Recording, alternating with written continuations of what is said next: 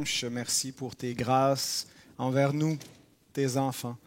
Merci parce que tu pourvois à tous nos besoins par ta providence fidèle qui ne dépend pas des circonstances, mais qui détermine, Seigneur, toutes les circonstances. Et, Seigneur, merci par-dessus tout parce que tu nous as revêtus de la justice qui nous était nécessaire pour pouvoir nous tenir devant toi, un Dieu saint, alors que nous sommes des pécheurs. Et tu as donné ton Fils, Jésus-Christ, le juste, qui est venu pour accomplir ta loi dans toutes ces exigences, Seigneur, passivement et activement. Il a tout fait pour nous. Et Seigneur, ces vérités, c'est ta parole qui nous les révèle, mais c'est aussi par ton esprit, tu les as révélées à tes enfants au cours de l'histoire.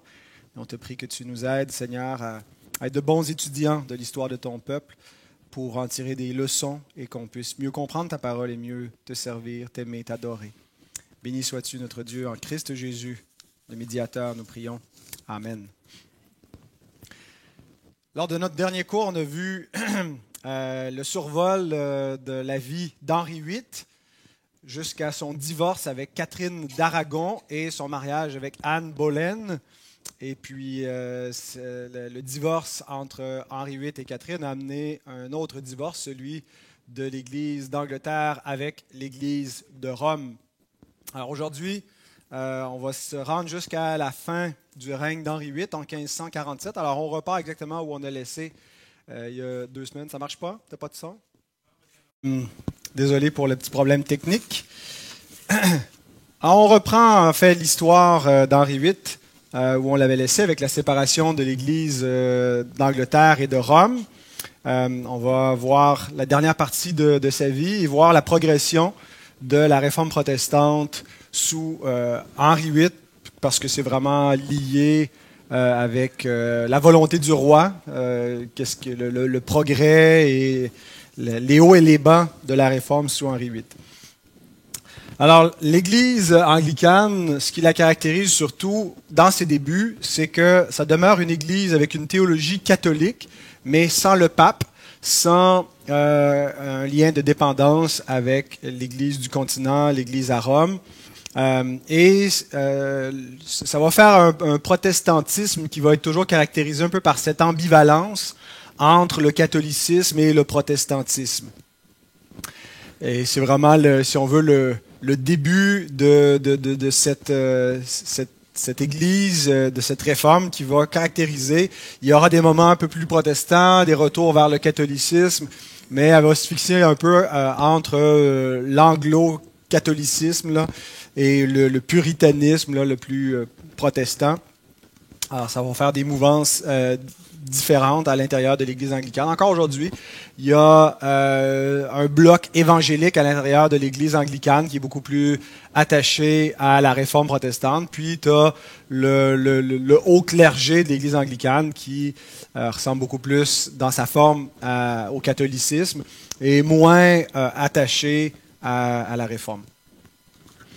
Alors, la réforme sous Henri VIII, c'est une image qui est intéressante. Là, donc, on voit Henri VIII avec Cranmer, Cromwell, les 2 hommes là, principaux, l'homme d'État, l'homme d'Église, et le pape Clément sous les pieds d'Henri VIII. C'est une image tirée là, des actes et monuments du livre de John Fox. Là, on y viendra plus tard, mais un livre très important dans l'histoire de l'Église anglaise avec la King James, avec le Common Book of Prayer aussi. Alors, il y a plusieurs actes qu'on a déjà vus là, qui mènent à des actes du Parlement, qui mènent au début de la Réforme. En 1533, il y a un acte de succession qui est adopté, c'est-à-dire que la succession de la royauté passe des héritiers de Catherine à ceux de Anne Boleyn. Donc, Marie est déshéritée, Marie Tudor, la fille de Catherine d'Aragon et d'Henri VIII, est considérée comme illégitime à partir de là parce que le mariage n'était pas légitime. Et tout le monde doit reconnaître cet acte-là, tous les parlementaires acquiescer que dans l'éventualité de la mort du roi, ce n'est plus Marie qui est l'héritière légitime, ce sera Élisabeth et les futurs enfants qu'il aura avec Anne. En fait, il espère avoir un fils, ce sera un fils qui sera l'héritier du trône. En 1534, on a déjà vu l'acte de suprématie. Et avec ces deux actes-là, l'acte de suprématie qui fait le roi le seul chef de l'Église en Angleterre, est adopté également l'acte de trahison. Alors ceux qui ne veulent pas soutenir ces deux premiers actes sont vus comme des traîtres et doivent être exécutés. C'est le cas de Thomas More, de John Fisher, qui sont des membres du clergé, et le chancelier Thomas More, qui en fait veulent demeurer fidèles à Rome et considèrent que, sans vouloir être déloyal au roi d'Angleterre, veulent être loyal envers ce roi, mais ne peuvent pas le suivre dans tout ce qu'il exige. Alors, par raison de conscience, ils refusent de prendre ces serments et seront exécutés, malgré des efforts pour les autres de les en dissuader. Alors, ils sont vus un petit peu comme les fidèles du côté catholique conservateur qui ont résisté à la tyrannie d'Henri VIII. D'ailleurs, Thomas More a été canonisé. C'est Saint Thomas More. C'est très tardif là, qui a été canonisé. C'est dans les années 1930. Alors, on voit que la réforme, elle est imposée de force par la monarchie. C'est pas vraiment une réforme, c'est une réforme politique. Il n'y a pas de changement théologique comme tel à ce point-ci. C'est vraiment un changement au niveau, si vous voulez, administratif. C'est plus le pape qui gère, c'est le roi. Alors, il y a une ouverture vers cela pour d'éventuelles réformes théologiques. Mais surtout, c'est que ça entraîne une mauvaise réputation pour le protestantisme en Angleterre. C'est imposé de force par la monarchie à coup d'exécution. Il y a des têtes qui roulent. Et puis, ça fait que les ecclésiastiques en Angleterre sont divisés. Certains sont pour la progression et cette séparation avec Rome parce qu'ils voient ça comme une opportunité de faire un peu le ménage de l'Église, de tous les abus existants, parce que de l'autre côté, c'est pas net non plus. Et d'autres qui considèrent que c'est vraiment abusif et qu'il ne faut pas prendre cette direction-là. Alors, les ecclésiastiques sont divisés et il y a une première tentative de réunifier l'Église sur une base doctrinale avec les 10 articles de 1536. Donc, 2 ans après l'adoption de l'acte de suprématie. C'est le premier pas vers une réforme théologique. C'est pas la grosse réforme, vous allez voir, mais en 1536, le Parlement adopte 10 articles théologiques qui sont un peu l'embryon des futurs 39 articles de l'Église anglicane. La confession de foi ultérieure là, et finale de l'Église anglicane, c'est les 39 articles de 1571 qui définissent un petit peu ce qui caractérise l'Église anglicane par rapport aux autres églises protestantes et à l'Église catholique. Alors, ça va être adopté sous le règne d'Élisabeth Ier, mais la forme embryonnaire, c'est les 10 articles de 1536. Et c'est une tentative d'unifier les camps divisés. Alors, d'un côté, on a à gauche là, de l'image le camp catholique avec Cuthbert Tunstall, qui était l'évêque de Londres là, qui avait refusé à William Tyndale la publication de la Bible, là, qui faisait brûler les copies que Tyndale envoyait depuis le continent vers l'Angleterre. Stephen Gardiner, qui était un des proches de Thomas Cranmer au début, puis de ce petit groupe là du White Horse Inn qui discutait à Cambridge des idées nouvelles. C'est des humanistes, mais finalement, il va devenir vraiment un farouche opposant à la réforme. Éventuellement, va être aussi un de ceux là, qui va être un ennemi mortel de Cranmer, parce que Cranmer va finir sur le bûcher. Et du côté protestant, on a l'homme d'État Cromwell, qui lui il n'est pas protestant tant par conviction théologique que parce qu'il voit là une opportunité pour le progrès de l'Angleterre. Est-ce qu'on ne connaît pas le fond de sa pensée, de son cœur, là, mais est-ce que, en tout cas, il semble vraiment vouloir s'aligner du côté des luthériens d'Allemagne. Et Thomas Cranmer, l'archbishop, l'archevêque de Canterbury, qui lui, modérément, est favorable à la réforme et va le devenir de plus en plus à mesure qu'il va progresser. Et donc, les 10 articles, il y a plus que ces 4 hommes-là qui en font partie, mais disons qu'ils sont les figures principales du camp catholique et du camp protestant. Et les 10 articles sont un peu un compromis entre les deux parties. Quelques remarques sur les 10 articles. Les 5 premiers, c'était vu comme les non négociables. Les 5 suivants étaient d'ordre secondaire.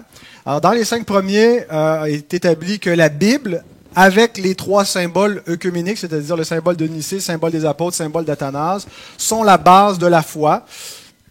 Donc, on prend davantage une orientation protestante à ce niveau-là. C'est vers le Sola Scriptura, mais Sola Scriptura interprétait la lumière des premiers conciles œcuméniques. Seulement 3 sacrements sont retenus et non pas les 7 sacrements de l'Église catholique. Le baptême, la scène et la pénitence. Bon, le baptême, on croit toujours à la régénération baptismale, la rémission des péchés par le baptême. On s'oppose à l'anabaptisme. L'Eucharistie est affirmée comme étant le vrai corps et le vrai sang du Christ, mais ce qui est absent des 10 articles, c'est la doctrine de la transsubstantiation. Les luthériens croient que c'est le vrai corps et le vrai sang de Christ, mais ils rejettent la transsubstantiation, c'est-à-dire qu'on change la substance des éléments. Le pain reste du pain, le vin reste du vin, mais le vrai corps physique de Christ y est ajouté. Il est consubstantiel, il s'ajoute à la substance. Alors c'est déjà, parce que ça c'est un des points qui détermine le camp protestant ou catholique, si on accepte ou on rejette la transsubstantiation. Le fait qu'elle ne soit pas mentionnée, c'est déjà un indicateur d'un pas vers la réforme. La justification, plus important, est présentée par la grâce et par la foi. La nécessité des bonnes œuvres est affirmée, mais il y a une certaine ambiguïté. C'est pas par les œuvres qu'on est sauvé. C'est pas aussi clair que dans la théologie luthérienne où la place des œuvres elle est définie comme vraiment un fruit de la grâce et de la foi. Mais en tout cas, c'est clairement pas une sotériologie catholique. Les articles secondaires, c'est que l'utilisation des images est permise, mais pas leur adoration. Qu'on peut honorer les saints pour leur exemple, prier les saints et observer les fêtes religieuses, l'observance rituelle de cérémonies, le port de vêtements cléricaux, utiliser des lampions, etc., que c'est permis malgré l'opposition là, de beaucoup de protestants sur le continent, et la prière pour les morts, mais la doctrine du purgatoire n'est pas affirmée et on rejette les indulgences. Alors, ce n'est pas la haute orthodoxie protestante, mais c'est un premier pas modeste dans la bonne direction. Donc, les 10 articles de 1536. La réforme en Angleterre est assez lente pour plusieurs raisons. D'abord parce que le roi, qui est un peu la cause initiale de cette réforme, n'est pas protestant. Il n'est pas pleinement catholique non plus. Là. Il est sa propre sorte, là, de sa propre espèce. Et aussi, ça progresse lentement parce que les parlementaires et les ecclésiastiques, donc les hommes d'État et les hommes d'Église, sont divisés à l'intérieur de leurs groupes respectifs. Certains sont pro-catholiques, d'autres pro-réforme. Alors, ça fait que tous les progrès de l'Église d'Angleterre vont être jusqu'à un certain point un compromis pour satisfaire différents partis. Il y a beaucoup de politiques d'impliquer, de négociations. Alors, ça ne nous donnera jamais une Église qui est pleinement orthodoxe du point de vue protestant. Donc, 1536, les premiers balbutiements du protestantisme anglais, alors, au niveau officiel, parce qu'il y en avait d'autres qui étaient des Anglais, des théologiens beaucoup plus avancés dans leurs convictions, mais sur le plan officiel de l'Église nationale, c'est ce qu'on a. Par comparaison, ce qui se passe à pareille date sur le continent, 1536 est une date importante. Est-ce que quelqu'un se rappelle pourquoi? Première édition de... Vous l'avez sur le bout des lèvres. L'Institution de la religion chrétienne de Jean Calvin. Alors, en 1536, Calvin est un peu une étoile montante sur le continent. Il commence son travail théologique, il commence à être de plus en plus connu. Il est dans la région de Bâle à ce moment-là, il n'est pas encore à Genève, mais première édition. Martin Luther, à partir de 1536, avait déjà écrit ses œuvres principales. Donc, la réforme en Angleterre est beaucoup plus avancée. Les anabaptistes sont en train de se remettre tranquillement de leur déviance de Münster et le mouvement est récupéré par Menno Simon. Et la réforme donc est bien avancée dans beaucoup de villes d'Europe, Strasbourg, Genève, ça s'en vient, bien sûr Wittenberg, à Zurich. Donc il y a un plus grand progrès sur le continent qu'en Angleterre. À la fin du 16e et au début du 17e siècle, c'est vraiment les Anglais qui vont prendre le lead de la réforme. Ça va être là où va se trouver la quintessence, la crème de la crème parmi les théologiens protestants réformés. Les Anglais et les Dutch aux Pays-Bas, là, les Hollandais, qui vont vraiment prendre le lead. Mais c'est pas dès le début. C'est vraiment au début, vous regardez la réforme sur le continent, en Allemagne et en Suisse. Le Parti protestant voulait un rapprochement avec l'Église luthérienne. Et donc, Cranmer invite des représentants allemands. Il y a 3 théologiens de l'Église luthérienne qui viennent pour faire une espèce de conférence et pour aider à faire progresser la réforme et à la faire accepter par ceux qui sont un peu plus réticents et le Parti catholique ne voulait pas nécessairement se réunifier avec le pape, acceptait qu'on se sépare de Rome, ne voyait pas nécessairement Rome comme l'alternative, ils voulaient garder une théologie catholique et eux regardaient plus vers l'Église d'Orient pour faire une alliance, l'Église grecque. Tandis que les protestants, eux, voulaient une alliance avec les évangéliques protestants. Alors, en 1538, il y a 3 théologiens allemands, dont Friedrich Myconius, qui est un ami proche de Martin Luther, qui se trouve à Londres pour cette conférence. Et les luthériens dénoncent là, les abus qui sont encore en cours à l'intérieur de l'Église anglicane, les messes privées, que les luthériens voient vraiment d'un mauvais œil, de recevoir une messe particulière pour des gens fortunés, que c'est une forme d'idolâtrie. Le célibat du clergé, qui est toujours à moitié en vigueur. Cranmer est marié, mais le célibat n'est pas officiellement rejeté. La vénération des saints, qu'ils considèrent comme étant idolâtres. Alors, les catholiques font échouer l'entente avec les théologiens protestants et ils gagnent la suspicion du roi contre eux. Le roi est mécontent de ce qu'il y a l'intrusion d'un pouvoir étranger, d'une influence étrangère près de sa cour, près de son pouvoir. Et il convoque le Parlement qui n'avait pas siégé depuis 3 ans. Le Parlement ne siégeait pas de manière continuelle. C'était à la convocation du roi très souvent que le Parlement venait siéger. Et donc, en avril 1539, on adopte 6 articles. Donc, il y a déjà les 10 articles qui sont là, mais les 6 articles qui vont être adoptés vont, en quelque sorte, réinterpréter dans un sens beaucoup plus catholique les 10 articles de 1536. Et vont amener vraiment un recul. Ces 6 articles vont être appelés par les protestants le fouet à 6 queues, parce que pendant les années 40, la décennie qui va suivre, ça va être souvent les 6 articles qui vont servir à mettre à mort les protestants, les persécuter. Il y en aura beaucoup qui vont payer le prix parce qu'ils ne voudront pas reconnaître les 6 articles. Donc, les 6 articles dans l'ordre nous reconnaissent d'abord la transsubstantiation, alors qu'elle n'était pas affirmée, qu'elle s'était un peu laissée en suspens, elle est explicitement affirmée. La communion sous une espèce pour les laïcs.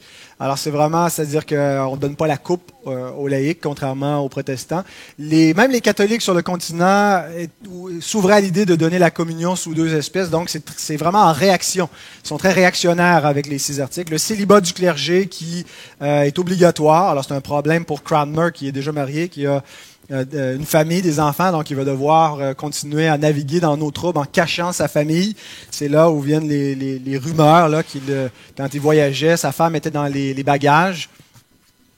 La validité des vœux de chasteté, donc les moines qui ont pris de tels vœux ou les ecclésiastiques, ils sont valables. La validité des messes privées et la validité de la confession auriculaire.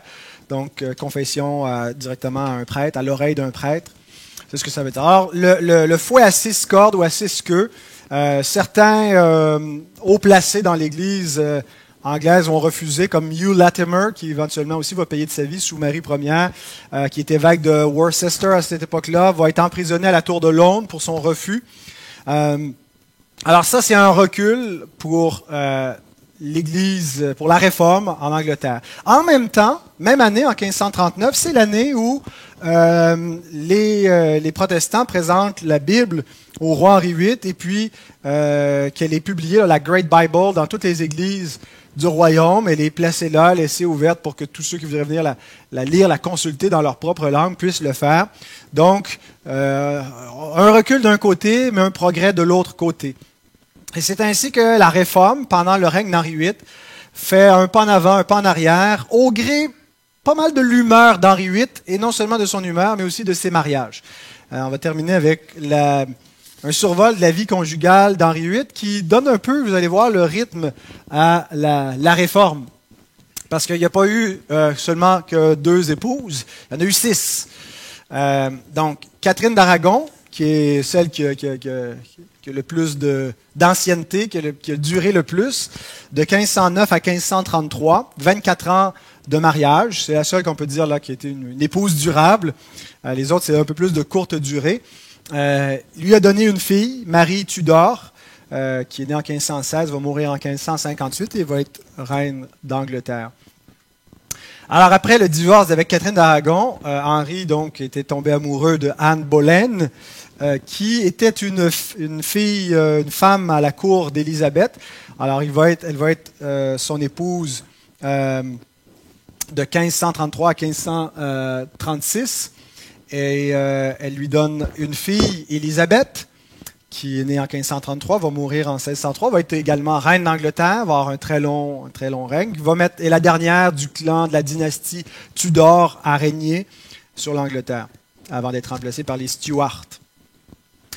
La romance entre Henri VIII et Anne tourne rapidement au vinaigre. Elle n'est pas la femme soumise qu'Henri voulait. Et ce qui l'avait séduit au départ chez elle, c'était une femme de tête, une femme intelligente, vive d'esprit, mais finalement elle était aussi une femme entêtée qui voulait pas juste servir de décoration dans les cérémonies du roi, mais voulait jouer un plus grand rôle. Et puis, il y a aussi une certaine animosité entre la reine et le premier homme du roi Henri, Thomas Cromwell, pas l'homme d'église, l'homme d'État, qui est pas, semble-t-il, il n'y avait pas une grande sympathie entre les deux.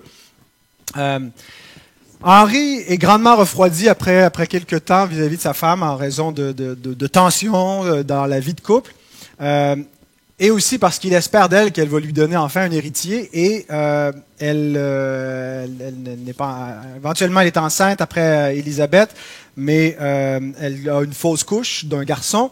En 1535, fin 1534, début 1535, donc à peine pas tout à fait 2 ans après le mariage, Henri VIII commence déjà à consulter Cromwell sur la possibilité de quitter sa femme sans être obligé de revenir avec Catherine. En fait, il regrette d'être marié avec Anne. Et il y a une accalmie dans le couple, il y a une réconciliation. Elle se retrouve enceinte. Elle espère que ce sera un fils. Elle sent aussi que les enjeux sont élevés. Pour ajouter aussi à leur joie et leur indication qui sont dans la grâce de Dieu, la reine défaite, Catherine, décède dans ce temps-là, et puis là, ils organisent des festivités, sont vêtus de jaune pour l'occasion, qui est la couleur de la joie en Angleterre. Et peu de temps après, le roi est grièvement blessé dans une joute, là, à cheval, il tombe, et vraiment, pendant un certain temps, sa vie est menacé, il risque de mourir. Et c'est un point tournant, cet accident dans la vie d'Henri VIII, parce que à partir de là, il va avoir des problèmes de santé qui vont l'accompagner jusqu'à la fin de sa vie, des blessures qui guériront pas. Et puis c'est là où il devient le Henri VIII amer, capricieux, qui fait tomber des têtes là, à qui mieux. Et qui va aussi avoir des changements morphologiques, là, va commencer à souffrir sérieusement d'embonpoint à partir de ce temps-là, perd un peu c'est un homme athlétique qui va avoir des problèmes de santé qui vont aller en s'amplifiant jusqu'à la fin de sa vie. Mais donc, l'accident provoque un stress chez son épouse, qui sous ce stress va accoucher prématurément d'un garçon donc qui est mort-né. Et comble de l'ironie, c'est le même jour des funérailles de Catherine d'Aragon, le 29 janvier 1536. Donc, il se réjouissait 2-3 semaines avant de sa mort, la journée de ses funérailles. Elle vit cet accouchement prématuré. Et c'est le début de la fin pour Anne et pour le clan Boleyn. Elle ne revient jamais dans la grâce du roi. Il pourrait la divorcer, mais il n'y a pas de bon motif, entre guillemets, cette fois-ci, contrairement au premier mariage où il pouvait dire que c'était un mariage qui n'était pas légitime pour des raisons qui lui paraissaient bibliques. C'était la femme de son frère. Et donc, cette fois, c'est les hommes du roi qui vont se charger de trouver un bon argument. En fait, elle est accusée de toutes sortes d'accusations probablement fausses, mais de sorcellerie, entre autres, d'adultère et d'adultère incestueux, donc avec son propre frère. On voulait faire tomber le clan Boleyn et pas seulement la reine. On a fait valoir, entre autres, dans le procès, comme évidence pour la sorcellerie, qu'elle avait 6 orteils. Alors, il faudrait sortir sa dépouille pour voir. Mais toujours est-il que, en cours de route, elle est trouvée, bien sûr, coupable. Elle est exécutée et son frère et d'autres personnes proches du clan à la Tour de Londres, qui est une forteresse là où sont enfermés les prisonniers du roi. Et c'est souvent là qu'ils sont exécutés. Et elle est décapitée le 19 mai 1536. Le lendemain, Henri fiance sa nouvelle flamme, Jeanne Seymour, et 10 jours après l'exécution d'Anne Boleyn, il la marie. Alors, il y a vraiment quelque chose de détestable dans le personnage d'Henri VIII. Quand on voit ça, cette façon, cette conduite, et on peut comprendre aussi pourquoi le protestantisme avait mauvaise presse dans les premières années. Donc, Jeanne Seymour va être retenue comme l'épouse favorite du roi Henri VIII, la seule qu'il aurait véritablement aimée, probablement parce que c'est celle qui lui a donné le fils qu'il désirait. Et il va demander à être inhumé à ses côtés lorsqu'il décédera.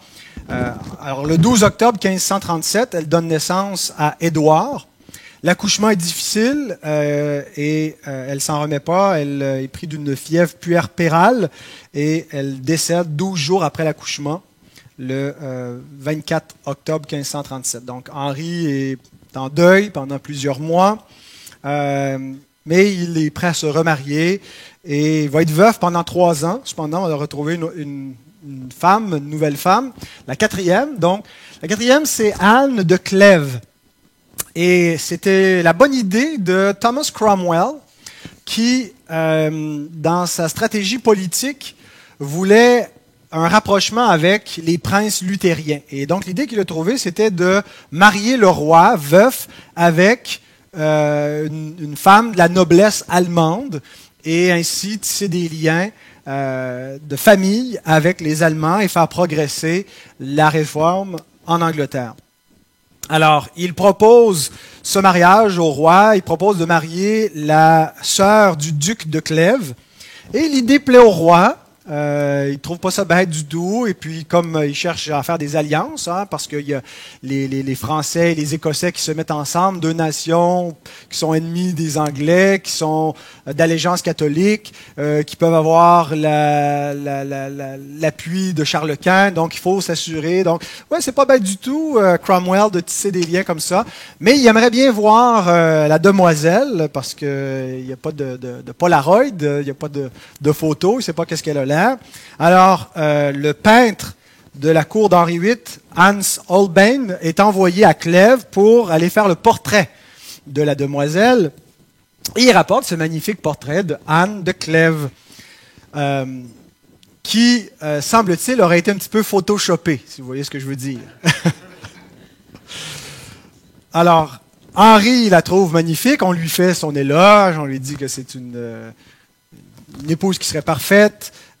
Et donc, il accepte le mariage, tout est organisé, tout est prévu. Alors, elle arrive en Angleterre, il la rencontre pour la première fois le 3 janvier 1540 et il est fortement repoussé par son apparence. Mais là, tout est prévu. Alors, le mariage a quand même lieu 3 jours plus tard. mais Henri n'est pas capable et il demande que le mariage soit annulé pour impotence. Il dit qu'il est rendu impotent par l'apparence de cette femme-là. Alors, et pour raison de non-consommation, le mariage peut être légitimement annulé. Alors, il devait être beaucoup photoshopé parce qu'elle est quand même elle est mignonne sur cette photo, mais bon. Pour rendre Henri VIII impotent, je veux dire. Alors, Anne de Clèves ne s'y oppose pas. Je pense qu'elle a été inspirée par beaucoup de sagesse. Elle savait peut-être que ça serait risqué de résister à la volonté du roi. Et elle est récompensée par le roi pour sa bonne attitude. Elle est nommée sœur aimée du roi. Elle reçoit des résidences royales et une pension jusqu'à la fin de sa vie. Et elle va conserver une grande amitié avec Henri VIII jusqu'à sa mort, va survivre à toutes ses épouses, va être celle qui va avoir la plus longue longévité. Et semble-t-il qu'il, s'il n'a pas pu développer une intimité, une affection pour elle au niveau conjugal, ils ont joui d'une vraie amitié. Alors pour elle, c'était pas si mauvais parti que ça, finalement. Une des dames à la cour attire l'attention du roi rapidement. Alors, pendant qu'il est dans le processus de divorce, ça prend quand même quelques temps à régler la paperasse et tout cela. Là, le mariage va subsister quelques mois avec Anne de Clèves. Il tombe en amour avec Catherine Howard, qui est la nièce d'un duc important au nord de l'Angleterre, le duc de Norfolk, qui est un catholique et un farouche opposant de Cromwell. Et ça va amener donc une influence catholique à la cour d'Henri. Catherine Howard, donc, quand elle entre un peu dans les officines du roi avec sa famille, l'influence de ses proches, de la noblesse de la famille Howard, ça coïncide finalement avec cette influence catholique à partir de ce moment-là, Cromwell est en défaveur avec le roi. En fait, depuis le fiasco, l'échec avec le mariage d'Anne de Clèves et l'échec avec les protestants, les princes allemands, Cromwell perd de son influence auprès du roi. C'est plutôt ses adversaires qui vont gagner l'oreille du roi, qui persuadent le roi d'arrêter d'écouter Cromwell, que ses idées sont mauvaises. Et donc, le roi lui est plus sympathique. Peu de temps après, des proches de Cromwell sont accusés d'être comme hérétiques. Robert Barnes, William Jerome, Thomas Garrett sont tous brûlés sur le bûcher. C'est ces hommes qu'on voit là ici suppliant devant leur tribunal. Cromwell est accusé donc de trahison et d'hérésie. Il est arrêté, il en appelle à la conscience de ses juges, mais il reçoit le même traitement qu'il a fait à beaucoup d'autres depuis une dizaine d'années qu'il occupe les hautes fonctions en Angleterre. Il n'a pas eu trop d'égards lui-même pour la conscience de Thomas More. On lui a coupé la tête et il lui arrive exactement le même sort. Sur l'échafaud, il déclare mourir dans la foi catholique, il ne voulait pas dire par là la foi catholique romaine, mais la foi universelle, la foi traditionnelle, et qu'il a fidèlement servi son roi, qui n'a rien à se reprocher. Et il est décapité après quelques tentatives. Il semble que le bourreau ne l'a pas eu du premier coup. Sa mort a été pleurée par les uns, célébrée par les autres. Sa tête a été suspendue sur le pont de Londres. Le jour de l'exécution, le 28 juillet 1540, le roi Henri mariait sa nouvelle flamme, Catherine Howard. Le roi avait 49 ans à l'époque, elle avait 30 ans de moins, 19 ans. Ce qui l'intéressait, c'était pas la personne d'Henri VIII, vous l'imaginez, c'était de devenir reine d'Angleterre. Elle avait déjà un amoureux avant d'être mariée au roi, qu'elle avait informellement fiancé, Francis Durham.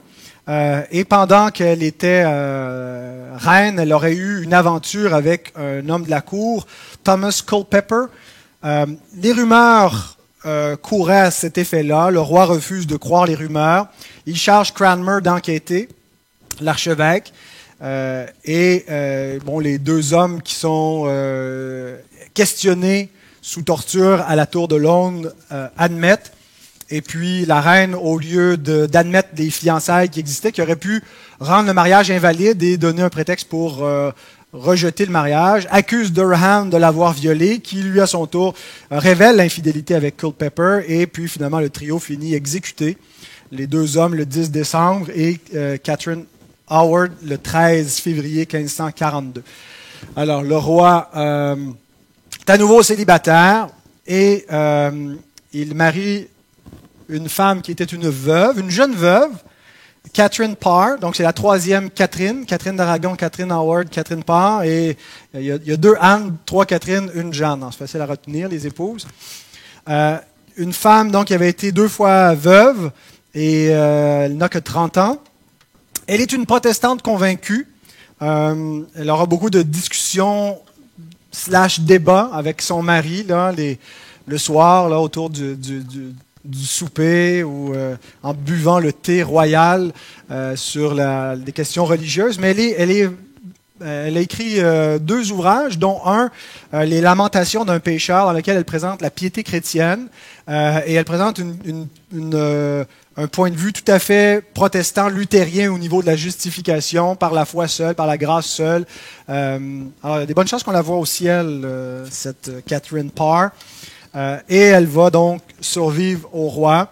Elle a eu beaucoup d'influences positives sur lui. Là, c'était une femme d'une grande piété, une femme digne qui va l'amener, entre autres, à réintégrer ses filles dans la succession, à se réconcilier, entre guillemets. Là, je ne sais pas si Henri VIII fréquentait Marie et Élisabeth, mais elle a influencé le roi à ce qu'il adopte un 3e acte de succession, parce qu'après le premier acte de succession qui faisait des héritiers, qui déshéritaient Marie et puis Catherine d'Aragon, c'était maintenant Anne Boleyn et Élisabeth qui étaient les héritières, mais quand c'était fini avec Anne, c'était Jeanne Seymour et Édouard qui étaient l'héritier légitime, puis Élisabeth était déshéritée. Donc il y avait eu 2 actes de succession. Alors le 3e acte abolissait les 2 premiers et déclarait que le premier héritier, c'était Édouard, et que Marie et Élisabeth devenaient des héritières légitimes, mais qu'elles ne pouvaient pas se marier sans l'accord privé, sans l'accord du conseil privé du roi. Alors, à la fin de sa vie, Henri VIII souffrait d'obésité. Il avait 53 pouces de taille et pesait 390 livres. Il souffrait d'un furoncle ulcéreux à la jambe, la blessure qui s'était faite depuis son accident en cheval en 1536, qui n'avait jamais vraiment guéri, qui était une plaie ulcéreuse. Et puis, ça a affecté beaucoup son humeur. Il est décédé le 28 janvier 1547 à 55 ans. Édouard, le premier dans la succession, n'avait que 9 ans. Et le testament d'Henri VIII désignait 16 exécuteurs testamentaires pour former un conseil de régence jusqu'aux 18 ans du jeune roi. Donc le roi, c'est le roi, mais il y a un conseil de régence qui l'assiste. Et le conseil a choisi Edward Seymour, qui était le frère de la reine Jeanne Seymour, l'oncle d'Édouard, pour être le Lord protecteur du royaume. Donc, c'est un petit peu comme le premier ministre, là, celui qui va au quotidien administrer le royaume. Donc, c'est l'oncle d'Édouard. Et c'est vraiment sous le règne d'Édouard VI que la réforme va beaucoup plus progresser sur le plan théologique. Alors, c'est ce qu'on va voir dans les prochaines aventures de la réforme protestante dans 2 semaines.